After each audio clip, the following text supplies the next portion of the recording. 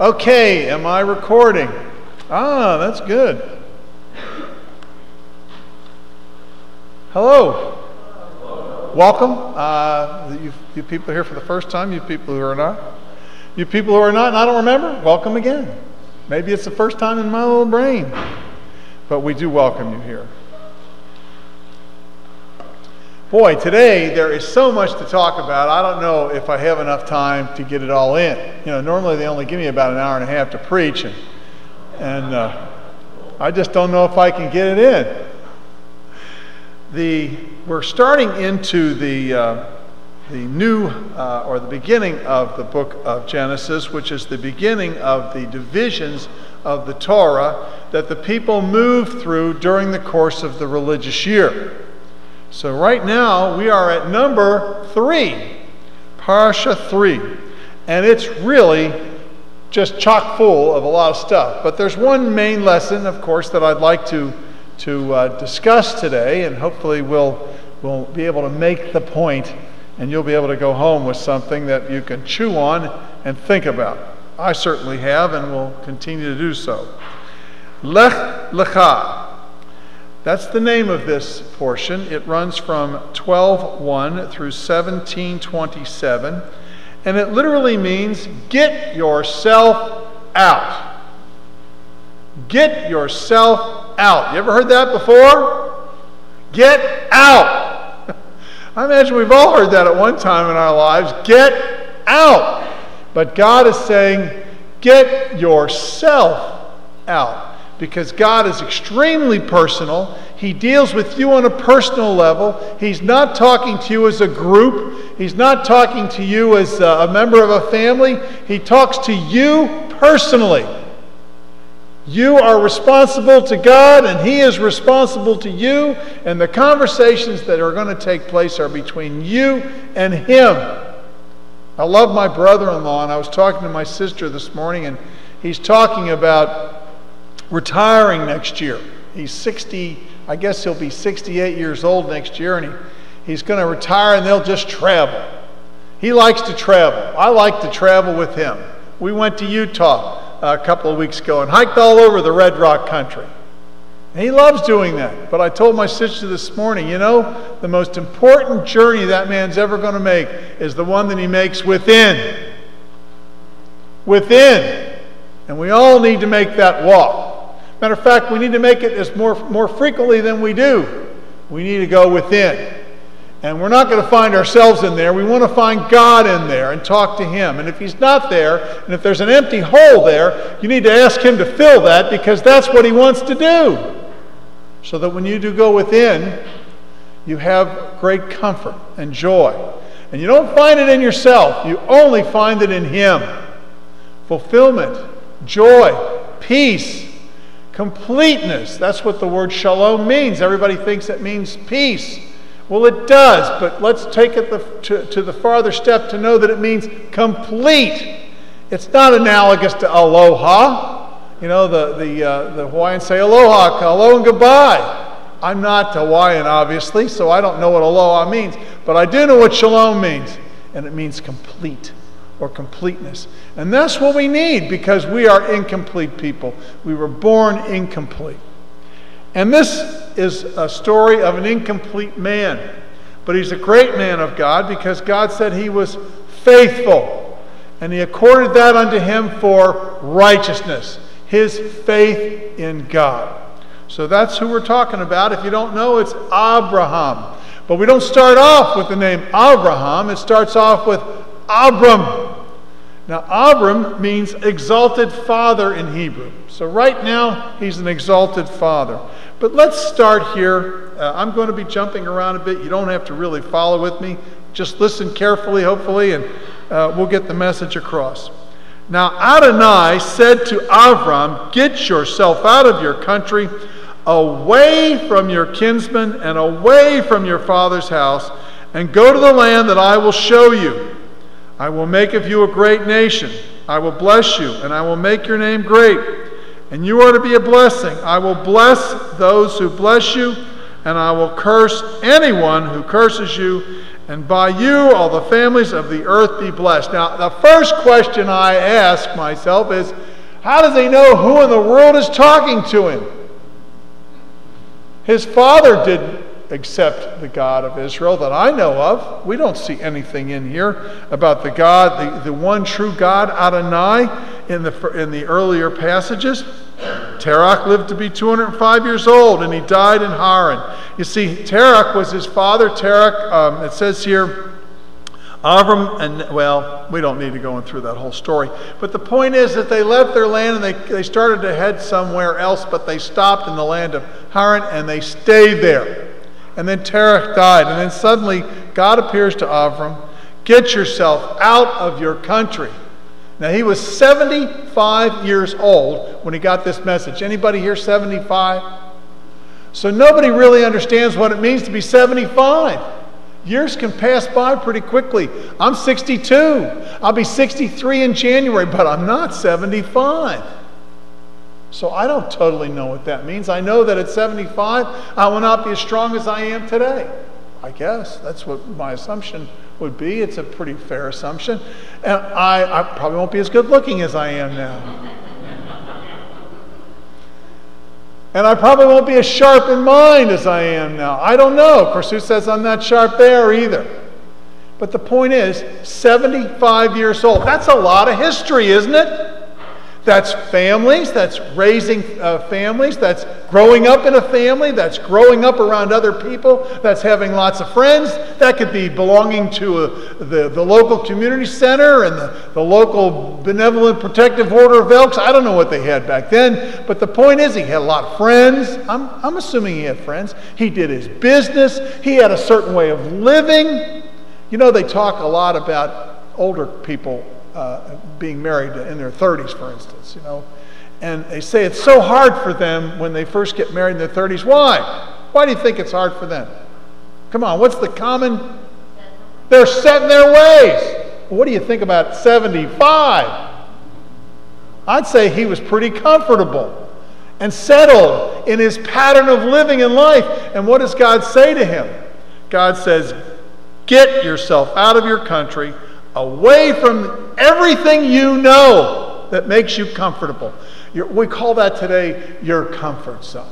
You know, that's a big terminology nowadays. People use that a lot. I know I go to sales meetings and they tell you, well, you know, we got to get out of our comfort zone. We got to do something different. You know what the definition of insanity is? Doing things the same way over and over again and expecting a different result. Okay, that's what they tell me anyway. I don't know. I think it's a little more complicated than that. But the point is, they're telling me to get out of my comfort zone, start doing things different. You know what? It's not easy at 62 after I've been on the road for 28 years selling metal. I got to do things different now? What happened? I did all right the first 28 years. Why do I have to? Because things change. But it's not easy to change. Now, I do ask myself, let's step back for a minute. How did he know who he was talking to? Well, evidently God knew Abraham, and Abraham knew God. We already talked about the fact last week that Noah knew what was right.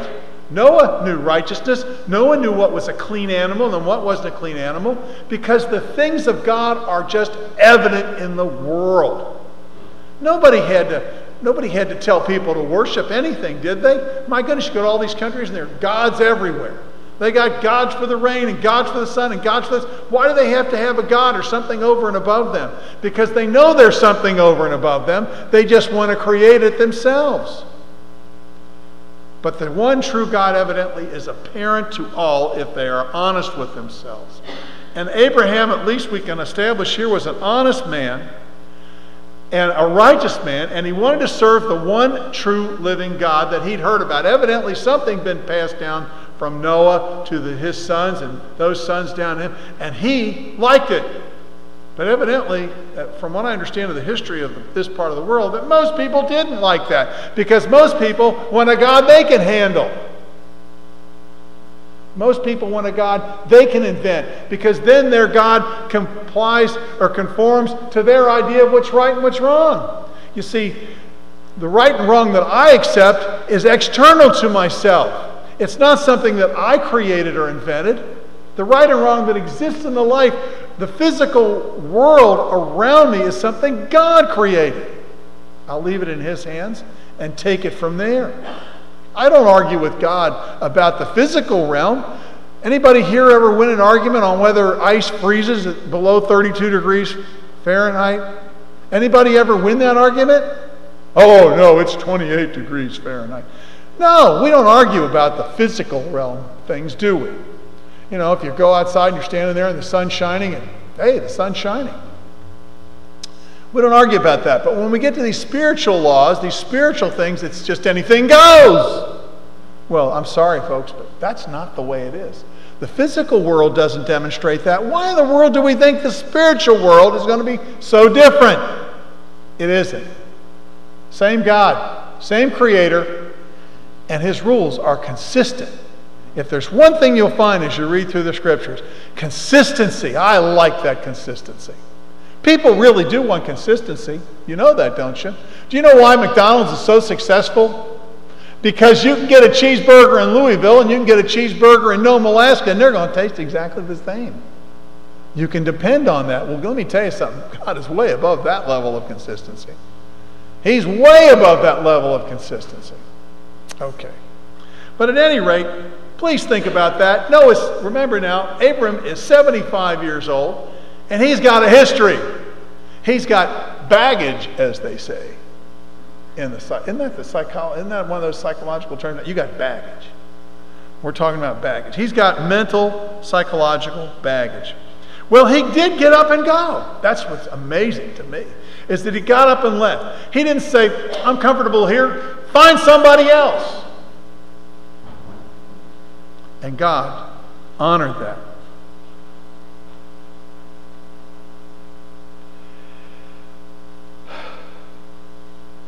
Then he goes to Egypt. And, of course, he's got this wife, and evidently she's really good looking at 75. I mean, everybody notices this girl. It says right here, when he came to Egypt and was about to enter, he said to Sarai, his wife, here now, I know, and by the way, her name is Sarai. That means mockery, by the way. At that point in time, her name is Sarai. That means mockery. Now, I didn't look at it in Hebrew. I'm looking at it here in the English transliteration. Here now I know that you're a good-looking woman, so that when the Egyptians see you, they will say, this is his wife, and kill me, but keep you alive. Please say that you're my sister, which kind of she was, so that it will go well with me for your sake, and so that I will stay alive because of you. Now, you know, this is what we call in Yiddish, seichel. Okay, now I know I got somebody's attention back there. He's got smarts, this Abram. See? He's got something between these ears. Seichel is kind of like sense, you know. It's a little more than just wisdom. It's kind of an acumen for business and dealing with people. And Abram had that. Remember, I'm telling you now, at 75, Abraham had baggage. See, he had a relationship with God, but what we really want to get to here is how many of us bring our baggage to the relationship with God. Because what we're going to find out is there ain't no room for that. He makes allowances, but quite frankly, in your life, there just isn't any room. And God says, well, you lied. He lied. By the way, what's really amazing is it gets carried on down through the family. We see this thing repeat again. I'm going to give you a whole lot of stuff today, so I hope I can get it all out.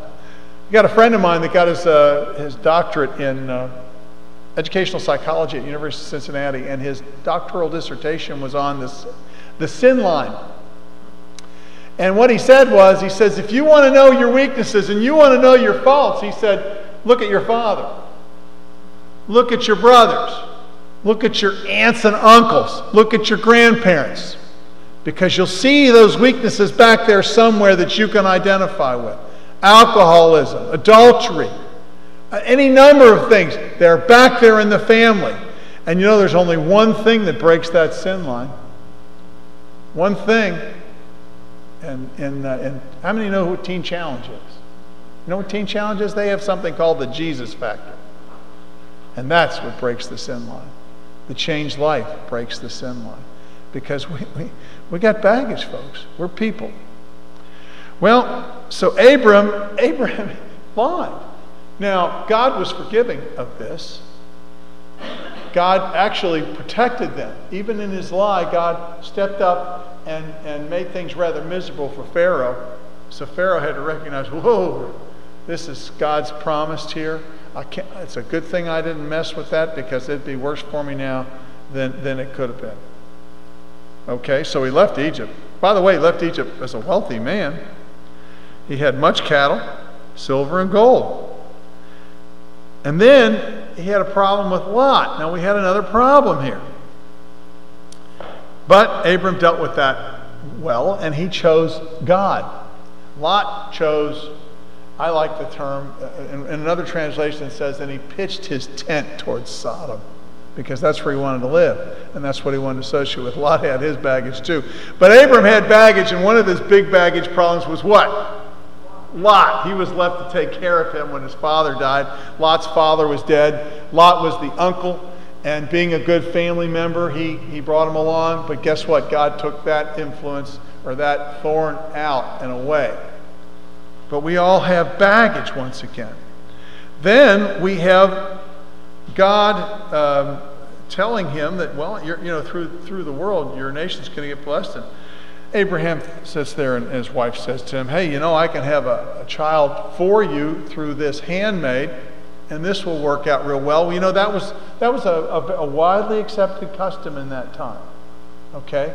That was the custom of the day of the people, that the handmaid would have a child, and it would be considered his child, his heir. Oh, what does that sound like to you again? This is the customs of the time. This is the customs of the culture that he lived in. We're talking about baggage, folks. It's not God's way. None of this is God's way. I haven't heard God ordain any of this. This is just baggage. And he keeps growing up here. And then, well, we can't cover everything. But I do want to cover a couple of other things with you. When he was 86, Ishmael was born. So that means 75 years, 11 years of sojourning for God. Basically, God told him to get out and get away, and I'm going to bless you with land and family, and the nations of the earth are going to be blessed in you, and you're going to be great. And so this is 11 years. Now 11 years have gone by, but we're still having problems here. Now, God makes a covenant. It's called circumcision with Abram, and everybody was, so all the men in his household were circumcised, including his son and himself. And at this time, God made this covenant with him. He was what? He was 99 years old, and he was 13 years old, Ishmael was. And God gave him a new name. God said, okay, now I've been dragging you along now for 24 years. Now you're going to be an exalted father, but not just an exalted father. You're going to be a father of many, Avraham. And Sarah's name was changed to Princess. Princess. I don't know. Is Abraham getting the message? Is Sarah getting the message? God is setting them apart for something very special. And it's not something that they're going to do on their own. Now at 99, remember now, this is 24 years have transpired. This is a lot of time. Now we read it, we're going from one page to the next. It doesn't seem like a lot of time, does it? I mean, after all, we're going from paragraph 1, page 4, to paragraph 6. Well, that's no time at all. Even for slow readers, that's not much time. But to Abram and Sarah and Ishmael and Hagar, well, to Abram and Sarah, it's 24 years he's been on the road for the Lord. And he doesn't probably seem to think he's getting anywhere. And certainly by the standards of his day, oh yeah, he had money, he had wealth, but he's still looking for this city. He's still looking for this place to live where God wants him to live. He's still trying to understand this God that speaks to him and says, get away, get out, get yourself out. Why? By the way, I haven't seen any why here yet. Have you? That's the reason God stuck with him, by the way. Didn't mean he was a perfect man, but I don't hear any why. He was obedient. He was wanting to follow him. And he's 99 years old.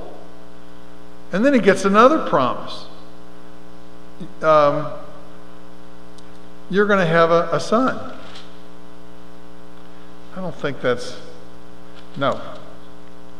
I don't want to go too far past the... No, that's as far as it goes. That's as far as we're going today, because that's into the next parsha. I don't want to go there because I don't think I have to. But the point is, we have had a great covenant made here. Abram was 99 years old when he was circumcised in the flesh of his foreskin. And Ishmael, his son, was 13 years old when he was circumcised in the flesh of his foreskin. Abraham and Ishmael, his son, were circumcised on the same day. And all the men in his household, both slaves born in his house and those bought with money from a foreigner, were circumcised with him.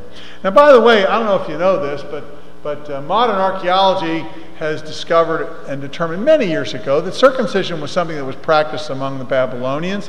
It was practiced among some ancient peoples. They thought it was maybe a cleaner way of living. But God didn't do it for necessarily cleanliness purposes or medical purposes. He did it because he wanted it to be a sign of a covenant and wanted to get these guys' attention. And when you're 99 years old, that gets your attention. You know, I was 8 days old. I didn't pay any attention to anything. Okay. Didn't do much for me, but it did something for him. And his son was 13 years old. And all the men that worked for him and all the men that were owned by him, they all had to fall in line as well. And they were making a covenant to serve the living God. But what I'm really wanting to go back to dwell on here just for a minute before we move to the new covenant is the fact that Abram had baggage. And what do we do with our lives as we walk in Messiah, as we seek to sojourn for him and move forward? What do we do when we bring our old life with us? Now, that doesn't mean we divorce ourselves from our families and friends. Or does it? It depends, doesn't it? I don't know about you, but when I became a believer, there were a lot of things I had to leave behind. Matter of fact, I've been a believer for 40 years, and there's still things that God's trying to weed out of my system. Okay? And you know, the bad thing is there's a lot of times that I struggle with it. And I keep finding it and bringing it back. That's no good either. What are you doing with your life? God grabbed a hold of me and he said, now you can't be the same that you were before.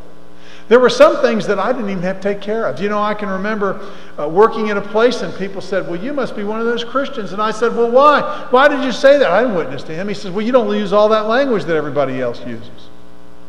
Now, and there were some words that had become second nature to me when I was in the military. Anybody here ever been in the military? Okay, you know what those words are. They're constantly being used. It's just part of, it trips out of your mouth, you know. It's the best adjective that you can think of. And God took that word away from me. Now, I didn't have to do anything about that. But he took other things away from me too. He took smoking away from me. I'm not saying that you have to quit smoking, but he took it away from me. He made me give it up. Now, that was a mutual type thing where we worked on that. But quite frankly, he did it like that. I've known people that got off drugs without any maintenance program. No withdrawal. No withdrawal. Heroin addicts.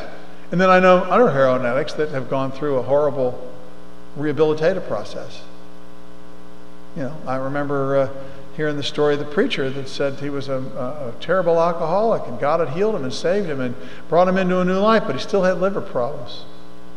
He did that to himself. God didn't do that to him. But what are we supposed to take with us and what are we to leave behind? Well, I take my family with me as far as I can. But when they ask me to give up my God, then I have to leave them behind. I attempt to be as wise and cunning a businessman as I can be, but when that is demanding beyond what God owns, when it demands what God desires and owns, I have to leave it behind. I was with my sales manager one day. We went and saw this one customer. Guy bought a lot of metal. Oh, a lot of metal, and he liked me. We got along okay, but we didn't do quite as much business as I wanted to. We got in the car, and Bill said to me, I know him. I used to work with him back in Cincinnati, and if you're going to get a lot of business out of him, you're going to have to chase the girls with him. He liked to go out to bars, and I looked at him, and I said, well, I guess we're not going to get a lot of business out of him, are we? And they were fine with that, because I'm still here. That guy's retired, and I'm still working. But the point is that what do we take with us, and what do we keep, and what do we have to leave behind? We had to get ourselves out of that country and move on. And that's what Abraham had to do. But Abraham, just like us, he took a lot of it with him. Okay? And not just baggage that you carry on a camel or a donkey, but in here. And we all carry things with us that God is trying to weed out. You know, God says that he will refine us as gold is refined, or as refining silver. Anybody ever seen people refine metal? And you know what they do? They heat it up, they expose it to a lot of heat. And what happens when you expose the raw material to heat? Well, it melts. It melts, and then what? And all the impurities float to the top. And they scoop them off to try to get all those impurities out, because the metal is only really valuable with the impurities removed. The gold is really of the greatest value when it has none of these impurities in it. And the metal is stronger metal when it has fewer impurities in it. I've even gone to steel mills where when they heat the metal up and all that stuff floats to the bottom, they actually open up the bottom and let the good metal come out through the bottom, leaving the impurities on the top. And then when it gets down so far, they cut it off. And they don't take any more metal out. And the same thing is in our lives. God is always bubbling those things up. You ever had certain things just come up? Maybe in a sermon, when you're in a message and you're hearing a message somewhere, and there's something that you know God wants you to give up, and it just comes up. Well, that's God putting the heat to you. God will put the heat to you. He will put the heat to you. And he wants us to get rid of it. Now, he doesn't expect us to do it on our own. He says, learn of me, for I am meek. He says, and my burden is light. And what else did he say? My yoke is... You know why the yoke is easy? Well, there's two places when they yoke up oxen. He's over here and you're over here. Who do you think's doing all the pulling? He is. You're just yoked to him. You're just yoked to him. And the same thing was with Abraham as well. If I could, a few things we want to cover, and then we'll be done. I want to talk a little more about Abram's faith. So if we turn to Matthew 22:32. Matthew 22:32. I am the God of Abraham, the God of Yitzchak, and the God of Yaakov. He is not the God of the dead, but of the living. Abraham is alive to this day. Isaac is alive to this day. Yaakov is alive to this day. And I guarantee you that now they don't have any of that baggage with them. It's all gone. They've yoked themselves to him. And his burden is easy, and his yoke is light. John 8:30. Oh, I hope I wrote this down right, because I can't read my handwriting here. John 8:36.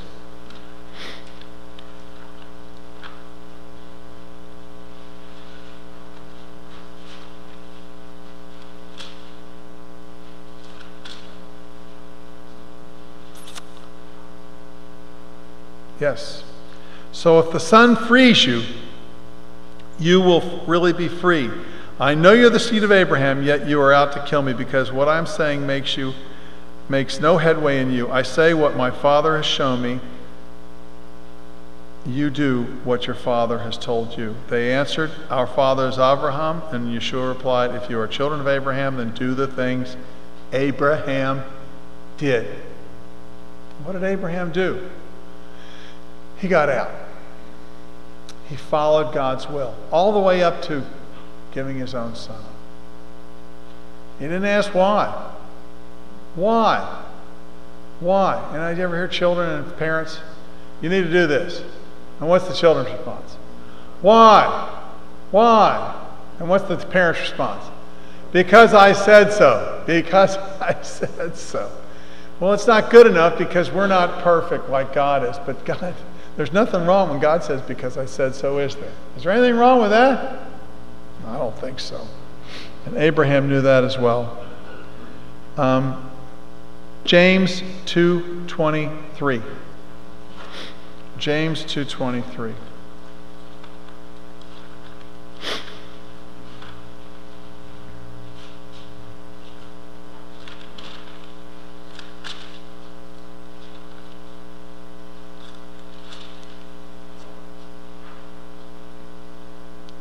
And the passage of the Tanakh was fulfilled, which says, Abraham had faith in God, and it was credited to his account as righteousness. He was even called God's friend. Oh, isn't that wonderful? One of the places you can find that, by the way, is Isaiah 4:18. God's friend. I'll tell you, if I want to be remembered for anything, please, I hope that I can somehow, God would call me his friend. God's friend. Yes, I'm glad I'm one of his children, but I want to be his friend. I want him to, I want my life to show that I trust him, that I'm willing to go along with him, that I trust his advice, that I don't want to bring a whole lot of other things into the game. You know, modern science, managerial science, says that we tend to evaluate people by those we've known before that they remind us of. Did I say that so you can understand that? When we look at people, have you ever said that before? Oh, he reminds me of somebody I knew when I was in the 5th grade. How about that? And that's the way we do things, because we're always looking for that frame of reference. Okay? And that's baggage, folks. That's deciding of somebody, a person who is totally different, just like the snowflake. Each one's different, so as everyone else that is here. You can't do that. Okay? And then it also says that we promote those who we deem most like ourselves. You know, when guys get promoted, why do those guys why is he dragging him along? Well, he likes them. Why does he like him? Because he thinks he's a whole lot like he is. Well, I want to be God's friend, and I want to be like him. Now, I have trouble getting there. On my own, I'll never get there. But with him, I can. So, what did I really want to talk about? Let's just kind of roll it up all into a ball and try to put it into something that we can use for the day and for this week. We watch Abraham moving through his life. His journey started at 75. So if for any other reason life isn't over at 40. What was it? When I was a kid, they used to say, was it, don't trust anyone over 30? Who was it that said that? Was that Bob Dylan or somebody said that? Don't trust anybody over 30, and I'm double that now with a few years to boot. Okay, that's baggage. That's more of the culture. We can't drag that into our relationship with him. Our relationship with him is based on his terms and his terms alone, not ours. And Abram learned that. But he started at 75, and he went through life, and he made some mistakes, but he kept on moving through life with God.